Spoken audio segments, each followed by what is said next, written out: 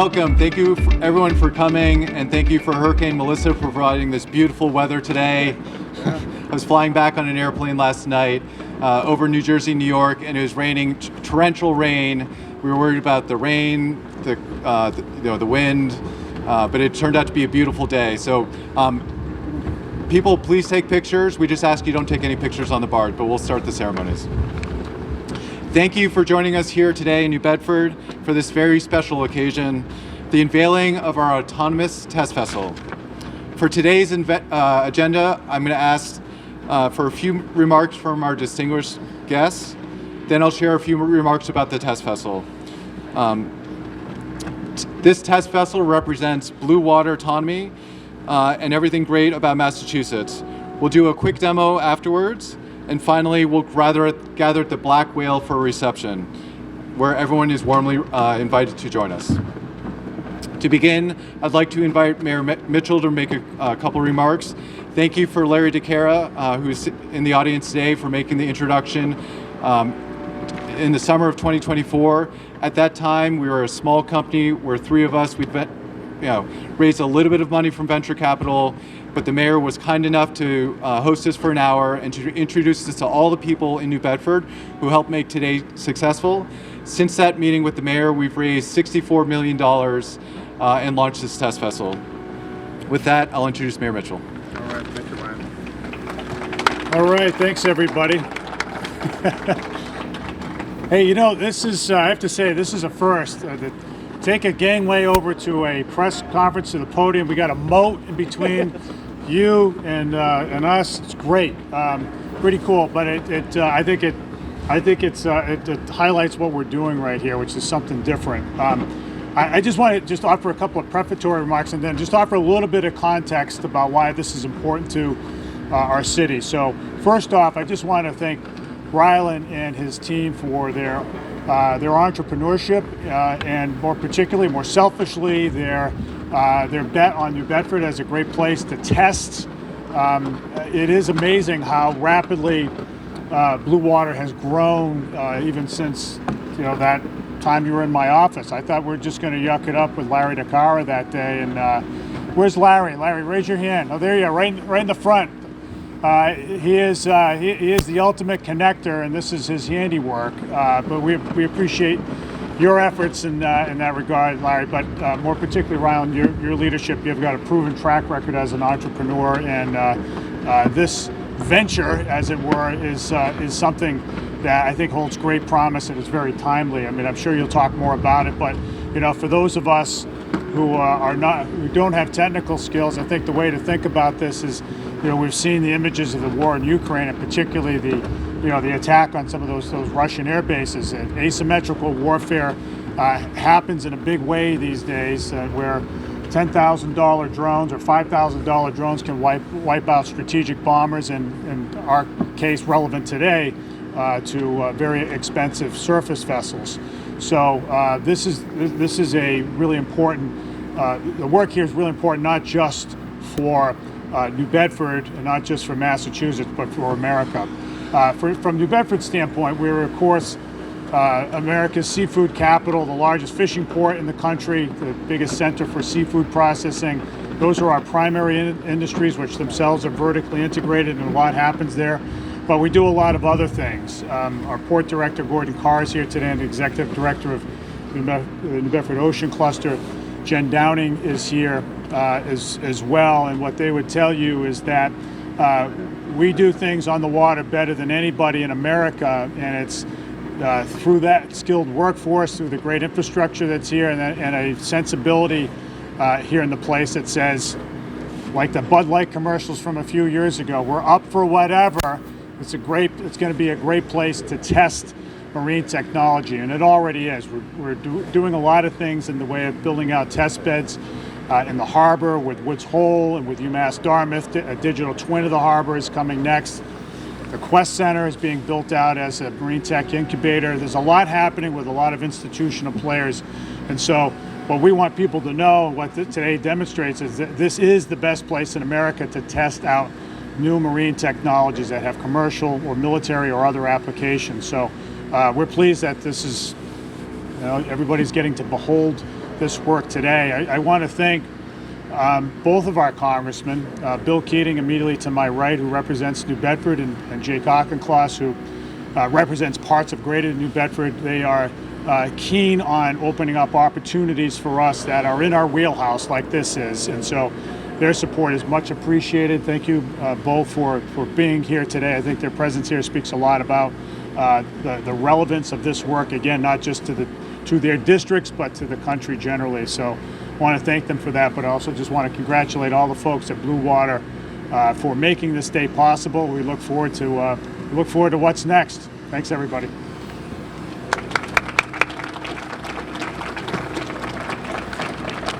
Thank you, Mayor. And I'm next going to invite Representative Keating. I'll just briefly say, if you go to his homepage, he has a ship on the front of his website. And so with that, thank you for supporting the maritime industry. Well, thank you, Brian. Thank you all. And this is an occasion that really represents so much that's going on. If you want to look at it vertically in what's going on in our country, and by being on the Armed Services Committee and involved in many of these issues, I understand the international, the national significance, and right here in New Bedford. And Mayor, there's no better place to do testing. There's no better place to do any kind of blue water research than right here in New Bedford. And it's a working seaport. The infrastructure's built up. There's so many things going on. The investment that's made by the city, by the Commonwealth of Massachusetts, is so important here that we're building not just for industries like this, but for so many. And when you build a hub, you're not just building an infrastructure. You're building a base of trained workers and personnel, researchers, all in one area. And there's no better place, frankly, in the country than right here. When you look at our research institutes, when you look at the infrastructure that's here, it's all in one place, and it's just getting bigger and bigger. And with Blue Water Autonomy, I want to thank you for taking this site, using your good common sense to be here, and this unveiling that's occurring here. At the international level and at our security level, as a member of the Armed Services Committee, I can tell you we face great threats in our country right now. The threats that are occurring through China and Russia, whether it's the South China Sea or whether it's the Arctic, are real threats. And we have to be having a modern defense industry in place to be able to deal with these things. And the old way of doing it, decade to decade, from the inception and building to just the operation, then retiring, that has to change. And in the National Defense Authorization that's pending, then we're dealing with that on many levels, not just the investment of money, but realizing that the procurement process has to change. That with AI, things that would take months and years to change have to be changed much more quickly. And that's what we're doing here. We're offering this kind of flexibility with autonomous underwater vessels and vehicles to meet those challenges. And without that, we're going to continue to lag, and our national security will be at stake. But we also have to deal with the fact that in our country, we have to change the way we do business. I'm here with my colleague, Jake Auchincloss, and he will tell you the same thing, that the way we do business as a Congress, with congressional resolutions, which are these partial budgets, that has to end. It's dragging us behind, we're wasting money, and we're not being competitive. But in the defense authorization this year, we have language to take that procurement process and move it forward, to allow companies like your company to be able to go and compete and want to compete and build yourself into these processes so that they can go forward. If we don't do that, if we don't do research, if we don't do testing, we're going to fall behind in that respect. That's why I put language in of concern with some of this administration right now, where they're pulling back on these things. I put a requirement in that would require quarterly reports from the Secretary of Defense in terms of what they're terminating, what programs, particularly what research programs and testing programs they're terminating. We can't fall behind. So as we stand here today with this unveiling, it's an example of us moving ahead, and we can't take back steps when that's going to happen. I also put in representing this area, what's happening with UMass that's so significant in our region, what's happening with Woods Hole, and cooperating with the National Undersea Warfare Center in Rhode Island. This region as a whole is a vital ground for growth in such a vital need, not just with our defense, but commercially as well. So we're here to celebrate this unveiling. We're here to celebrate what's going on in the region. UMass working with the Undersea Warfare Center. You may not know it, but we have grants in place where these people are getting trained. So we're not just building infrastructure, we're building trained workforce that's going to stay here, that's going to improve the number of jobs that are here in our economy.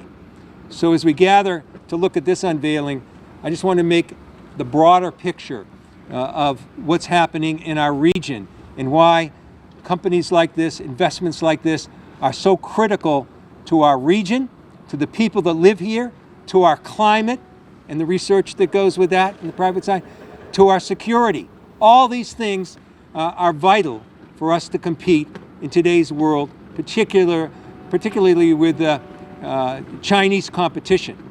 And I know that Representative Auchincloss has a great knowledge too in working and dealing with that issue of China competition.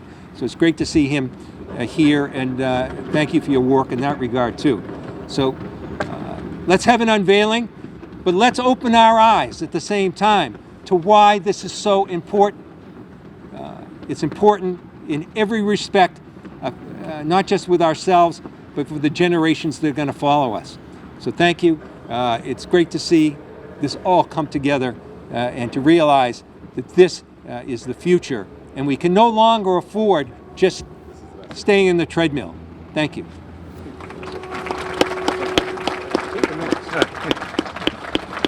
Thank you, Representative Keating.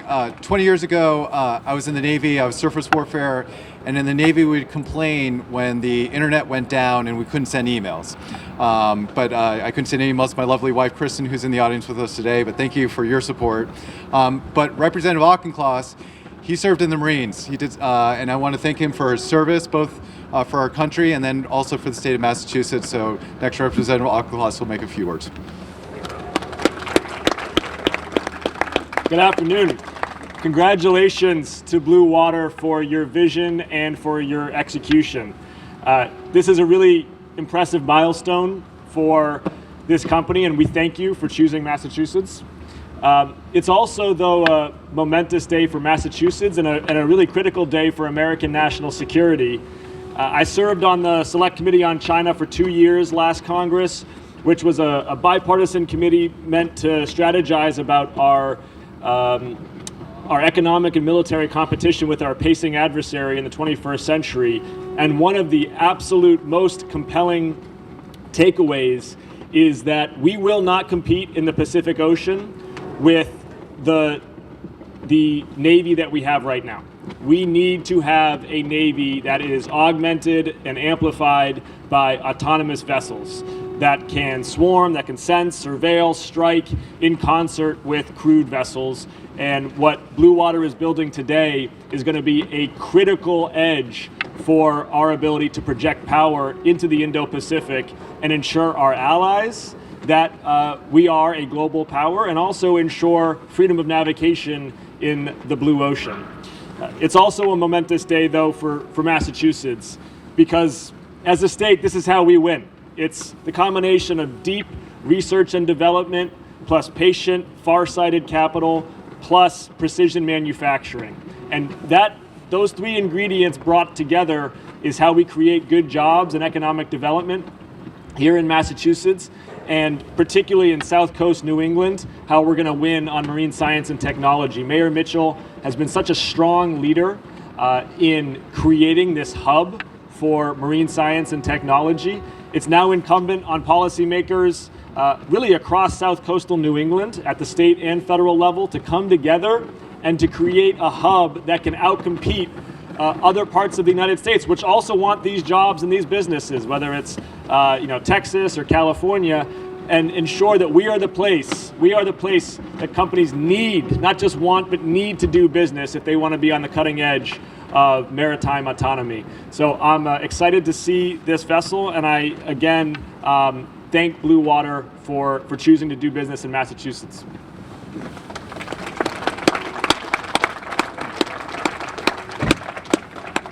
Thank you. So when you design a ship, it's a mix of art and science. This test vessel that we're on today, it's 95% science and 5% art. But what is this actual vessel? So if you look behind you underneath the staircase, next year we're going to launch a full-scale prototype ship. It's over 150 feet in length. It's over 5 times the size of this in terms of tonnage. But what are we doing today? We're actually testing the key components, ship-scale components for an autonomous ship. We're testing everything on this vessel that we're standing on, and everyone will be invited on afterwards. Everything from the rotating radar to the spinning propeller, which is standing directly beneath where I stand today. So this is all the development that we've been doing this year. And this ship that we're designing, it's designed from the keel up, so it has 0 people on board. There are definitely opportunities to take some of the ships and commercial vessels here and put some sensors on them if you want to do, but that is not enough if you want to operate across the Pacific Ocean for months at a time without people on board. And so that's what we're doing today, is we're developing and testing all the key technology for a vessel that can operate across the Pacific, that have the endurance to be unmanned for months at a time, that can have the range to go from California to Taiwan and back if needed, and carry the important payloads for our US Navy, whether it's weapons or radars or other missions that are out there. And then we're also a dual-use company. So we want to build autonomous ships both for military applications and then the commercial sector. And that's why New Bedford is key to us, because we are going to be doing a lot of development over many, many years. So before we invite everyone over, we do want to do a photo op, and I want to recognize a couple other important people that are here today. First, I'd like to invite up Vice Admiral retired Roy Kitchener. So Roy was the SWO boss in the Navy. He was the most senior person, surface warfare officer in the Navy. He's been an advisor and very helpful for us to make sure we're actually building the right thing that the customer wants. I'd also like to invite Eric Paley. Eric is a former founder. He knows how hard it is to take something from a kitchen table to something where you develop product, you sell to a customer, and then you have a successful exit. He's also been a venture capitalist. And then most recently, he is the Secretary of Economic Development for the state of Massachusetts. And he's also key to hosting key leaders at the State House this week focused on defense. I'd also like to invite Gordon Carr, if he's here in the audience. He is the Executive Director of the Port of New Bedford. He's been very helpful to make sure we haven't gotten into any trouble yet, but more importantly to make sure that we do everything safe and that we connect with the key people here in the port. Jennifer Downing, I'd like to invite her up. She is the Executive Director of New Bedford Ocean Cluster. So while we'd like to think we can attract key talent to Blue Water Autonomy, it's really about an ecosystem of companies and talent around here, and she's been very helpful to us so far. I don't know if Jonah's here or Chase, but we do have a landlord, and AGM has been very helpful, and here's Chase coming up, in terms of whether it's the cranes or welding services or just getting this barge in the water, but they are sort of Kind of like a fashion they've been show. hosting us. They announce their name, they come down and play. And then finally, I'd like to acknowledge and thank the British Consul General, David Clay, for also being in the audience with us here today, and thank you for attending. I think while we do this, actually we just started. There we go. There we go. Give it a For everyone who's actually on the autonomous test vessel today, it is not moving. We're not moving the propeller, so we're not going to get underway. But what we just did is we actually remotely started the vessel from a remote operation center, which is in this container. That container is actually on its own satellite system and then connected to this. So there's no Wi-Fi, or there's no Ethernet or cables connecting it. So whether we start in New Bedford, we started in Norfolk, Virginia, or San Diego, or anywhere around the world, this vessel is meant to be operated fully without people on board. And it actually started, so far this week, I think we're 6 for 6, now we're 7 for 7 in terms of successful operations starting it. But this is a test vessel, so not everything's to be perfect. If it were easy, a lot of people would be doing this. So a good start. I think we're going to turn it off after everyone comes on board. With that, I think we're going to do a quick photo op and then do some tours on the vessel.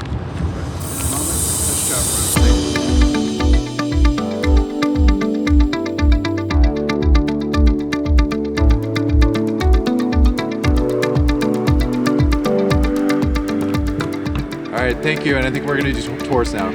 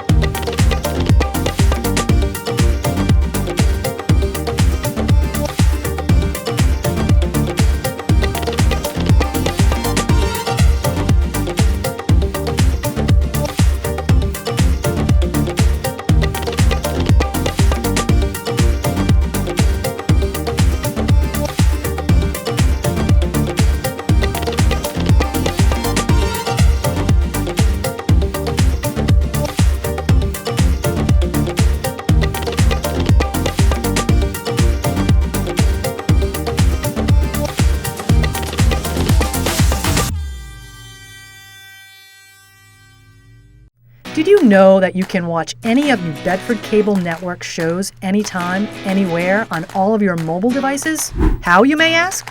Just log on to nbcablenetwork.com and bam! You have all 3 channels at your fingertips: public, educational, and government access. Here, you can view our program schedules, watch our channel's live broadcasts, or search for a particular program in our vast library of shows. Last year alone, New Bedford Cable Network produced over 500 shows, and nearly all of them are available online at nbcablenetwork.com. Not only can you stay up to date with what's happening in your local government and schools, but also dive into some of New Bedford Cable Network's original award-winning programs.